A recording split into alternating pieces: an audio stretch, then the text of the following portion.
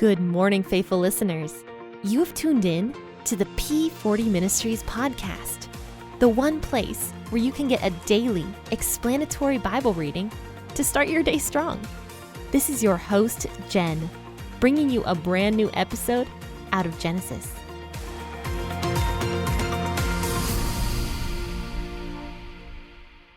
Hey, friends and faithful listeners, happy Wednesday. You are listening to the P40 Ministries podcast with your host, Jen. So a couple things I wanted to mention with the podcast before I begin our regular scheduled episode. I was seeing recently that Apple Podcasts, Spotify, and Google Podcasts are not showing my very first episodes. In fact, it's only showing from Genesis chapter 15 onwards, which is really awful. I did notice it was happening on Spotify a long time ago, but I actually forgot to take care of it. And I was like, well, it's only on Spotify. I'll take care of this later. And I never got around to it, completely forgot about it. But then my husband brought it to my attention that it's actually happening on most platforms. It only goes from Genesis chapter 15 onwards. So this isn't good because there's a lot of episodes before Genesis 15, and especially if you want to start at the beginning of the Bible, for those of you who are newer listeners and didn't catch my early episodes, then this is not a good thing. So I need to figure this out, and I'm really sorry to everyone who is new on the podcast who is not able to hear those beginning episodes. So I will look into that and take care of that as soon as possible, and those of you who are new to the podcast can definitely go back and listen to those beginning episodes once again. That being said, I do want to mention that my beginning episodes are not very good. And to those of you who have stuck with me this entire time, all the way from Genesis chapter 1 till now, I really appreciate that. Thank you so much for going through all those little bumps and hiccups and everything else that was happening with the podcast back then, especially with the fact that I was just not confident in front of the microphone, not nearly like I am now, though I'm still not quite confident in front of the microphone every day, but I was much worse back then. So to those of you who are eventually going to listen to my beginning episodes, I am sorry for the quality of them. The sound quality is just horrific. I didn't have a professional microphone back then like I have now. I didn't have a professional recording equipment and a recording kind of studio like I have now. So I was talking into my cell phone microphone. That did not make for a very good podcast. So sorry about that, but I will take care of that issue as quickly as possible. Now, one other thing before we begin, yes, I've been talking a lot already, but one other thing is I noticed that on Apple Podcasts, I can put the season number and also the episode number. And I haven't been doing that. I haven't been putting the episode number because I completely forgot where I was. And it's just too far in at this point for me to go back and fix every single episode and every single episode number. So if you notice that some of my episodes don't have a number, that is by design. I just chose not to do that anymore because it was really hard for me to go back and look at every single one, because then it wouldn't save the podcast and it was a bigger mess than you'd expect. So rather than write down what episode number I was on every single day, I just decided to scrap it. But sorry about that. But let's go ahead and finish reading Genesis chapter 39, verses 7, all the way to the end of the chapter to verse 23. As always, I will be reading out of the WEB version of the Bible this morning. After these things, his master's wife set her eyes on Joseph, and she said, "Lie with me." But he refused, and said to his master's wife, "Behold, my master doesn't know what is with me in the house, and he has put all that he has into my hand. No one is greater in this house than I am, and he has not kept back anything from me but you, because you are his wife. How then can I do this great wickedness and sin against God?" As she spoke to Joseph day by day, he didn't listen to her, to lie by her, or to be with her.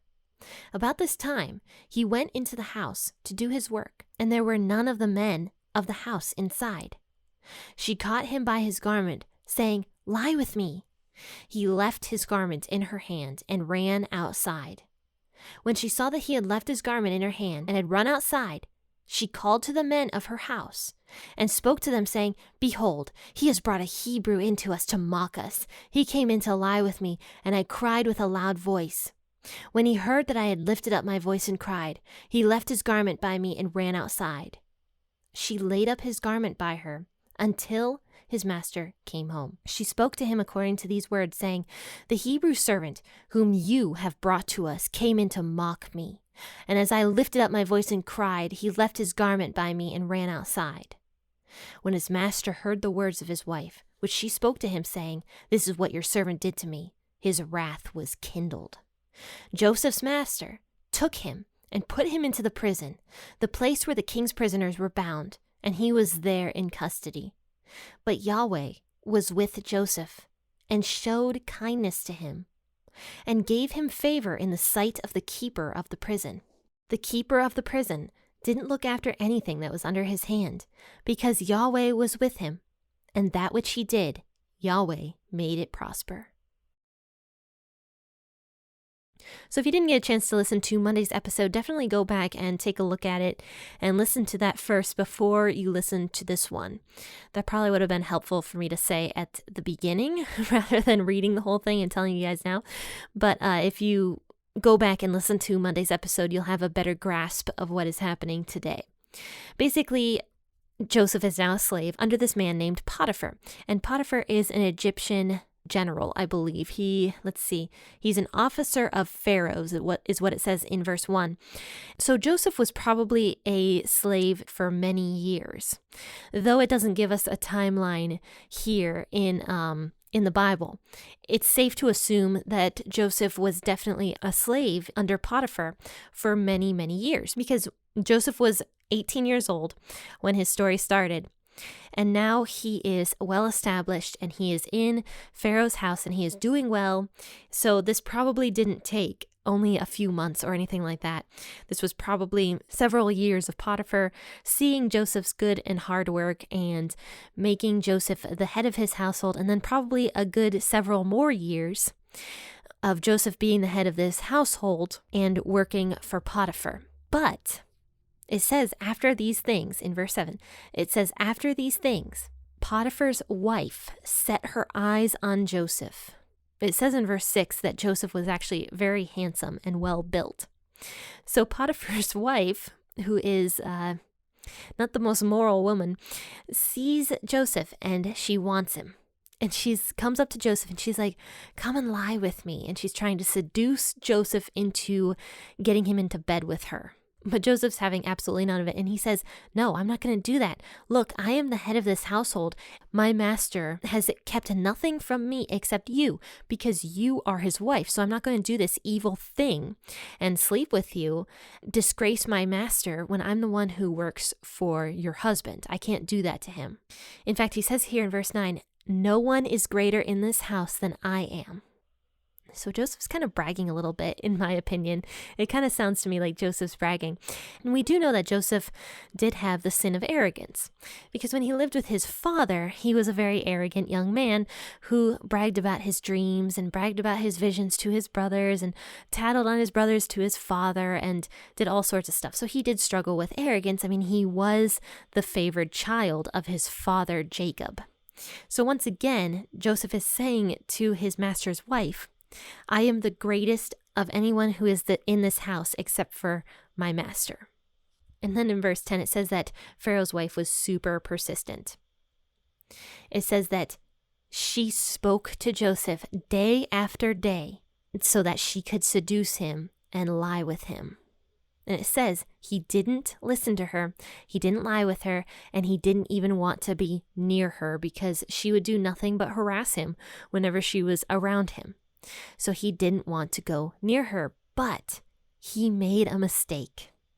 He goes into the house to do his work, and it happens that there was nobody in that house. It says that there were none of the men in the house. The other male servants were probably somewhere else. The guards were somewhere else. Joseph went in alone, and he probably shouldn't have done that. Maybe he didn't know that he was the only one in that house. Maybe he did realize it, but thought he was safe. Didn't think that Pharaoh's wife would go to the measure that she goes to lie about him and to frame him. But she does. And it says that when Joseph was alone in the house, Pharaoh's wife came up to him and grabbed him by his garment. So she grabbed him by this garment. And she says, "Lie with me." So she's had enough of trying to seduce him. She's ready to basically rape this young man, Joseph. And so she grabs his garment, but he slips out of this garment. So if it's like a shirt, he slipped out of the shirt and ran outside. But she's left standing there completely alone with this shirt in her hand. And it says that she was kind of shocked because in verse 13 it says, when she saw that he had left his garment in her hand and had run outside. So she's probably so irritated that Joseph got away and was always saying no to her and had left the garment in her hand and didn't want to be anywhere near her. So it says that she calls to the men of the house. So she calls for the servants and she's like, this Hebrew boy, this Hebrew man, he came here to mock us. He came in to lie with me, to rape me. But I cried with a loud voice. And when he heard that I lifted up my voice and cried, he left his garment by me and ran outside. So my question is, why didn't anyone in this house think, why didn't I hear a scream coming out of Pharaoh's wife? She had already said that she had screamed, but she hadn't screamed in actuality. In actuality, she had tried to rape Joseph, but now she's framing Joseph and saying he tried to rape me. It's possible that she was that angry with Joseph that he did not listen to her. Or she was scared because she had Joseph's clothing in her hands and was afraid that if anybody saw her, they would know that she was trying to get with Joseph. So it could have been either of those two things. So she ends up framing Joseph and she says, Joseph was the one who tried to mock me. He tried to come in and rape me, and he left his garment with me when I cried out. So it says that Potiphar finally comes home after all of this. She speaks to him the exact same thing that she tells the male servants. And she says, this Hebrew servant whom you have brought to us, so she's blaming her husband, this Hebrew servant who you brought to us came in to mock me. And I cried out and I was trying to get people to come and hear me. I was getting raped and I'm just such a victim and this and that and blah, blah, blah. And she says, and he left his garment by me and ran outside. And even though this is absolutely ridiculous and we know that this isn't the truth, Potiphar believes his wife, even though his wife was a cheating loser. And trying to hurt somebody who didn't deserve to be hurt. So Joseph is getting hurt twice now. He's getting betrayed twice now. First by his brothers, and now by his master's wife. It should have been another situation where Joseph was comfortable, was finally prospering in a house where, even though he was the servant, he was prospering. So he shouldn't have had this happen to him twice, but this happens to him twice, the exact same thing. He just gets betrayed. And at this time, after all this happens, I'm sure Joseph was sitting there in that prison cell thinking, where are you, God? Why do you keep allowing people to betray me like this? I just want a break. I can't even imagine how Joseph was feeling sitting in that prison after all this happened and being framed for something that he didn't do and having his name just stomped on. Many people don't like to feel misinterpreted. I mean, who likes to feel misinterpreted? But yet Joseph is misinterpreted in this situation.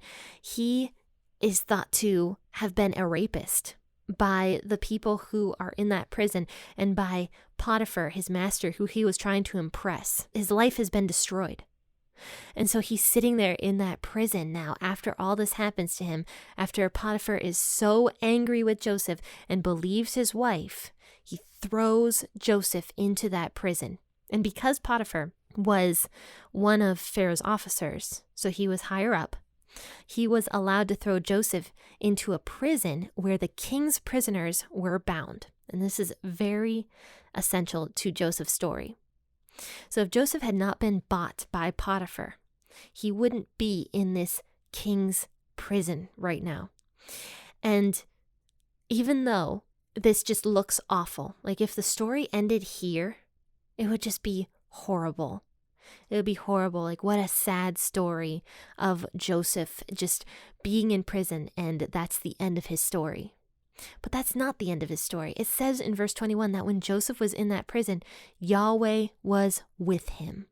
Even though Joseph very likely was wondering, where is God in all of this? But it says Yahweh was with Joseph and showed great kindness to him by giving him favor in the sight of the keeper of the prison. So the warden really liked Joseph. The warden liked Joseph a lot and ended up making Joseph the head of the prison. And it says that because that warden made Joseph the head of the prison, the warden didn't have to do anything. Joseph took care of everything. And it says that Yahweh allowed Joseph to prosper in that prison and everything that Joseph did. So what a fascinating turn of events here. First, we find out that Joseph has been sold as a slave. Then we find out that he's prospering with his new master and he's the head of a very prestigious household. And now he is once again betrayed, thrown into a cruddy, disgusting prison. But once again, Yahweh is allowing Joseph to prosper, even in a prison. You know, God is always with us, no matter what we are going through, no matter how hard it may seem. He is there with us, and he allows us to prosper even when things seem bleak. And that is one thing I really love about God. He is always able to protect us and to take care of us. Faithful listeners, this was Genesis chapter 39, verses 7 through 23. I hope you enjoyed this episode about Joseph's life and how fascinating of a story this really is. Like I said, I just love Joseph's life. It just shows God's mercy and God's care and love for people over and over and over again. Even when things seem bleak, even when things seem impossible, God can always make a way for us. And that is just shown through Joseph's life. But friends, join me tomorrow for an episode out of Matthew at 6 a.m. We will be discussing, I believe, Matthew chapter 18. We are coming up to the end of Matthew, which is really crazy. I think we only have about eight more? I don't know exactly how many more chapters we have out of Matthew. I think there's 28 chapters in Matthew, so maybe 10 more chapters, but one way or the other, we're coming up towards the end of Matthew, and that's just crazy to me because it seems like just a few days ago I started this podcast and now I'm already through a whole book of the Bible. And Genesis, actually we're almost completely done with Genesis as well. I think Matthew and Genesis are really lining up together perfectly, so that's kind of funny as well. I didn't plan that. But friends, join me tomorrow at 6 a.m. and I will see you then. Happy listening, and God bless.